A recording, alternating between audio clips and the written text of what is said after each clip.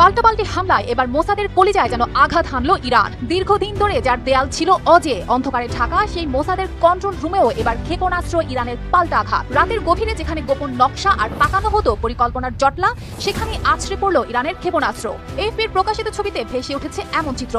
ইরানের অভিজাত Islamic revolutionary guard corps IRGC জানায়, এবার টার্গেট ছিল ইসরায়েলের প্রাণকেন্দ্র উপকূলের শহর হারজিলিয়ায়, যেটি আগেই থেকেই পরিচিত ছিল স্পর্শকাতর জায়গা হিসেবে। সেখানে আছড়ে পড়ে ইরানের ক্ষেপণাস্ত্র।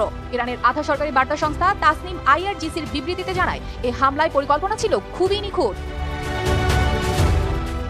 এদিকে ইসরায়েলি গণমাধ্যমও স্বীকার করেছে, হারজিলিয়ায় এই হামলায় কেঁপে উঠে সেই সুরক্ষিত এলাকা, যেখান থেকে সাধারণত বহু গোপন অভিযান পরিকল্পনা করা হয়। সেনা ও গোয়েন্দা কর্মকর্তারা মুহূর্তেই চাপে পড়েছে। বর্তমানে আতঙ্ক আর অজানা শঙ্কার ছায়া যেন ঘিরে ধরেছে পুরো শহরকে।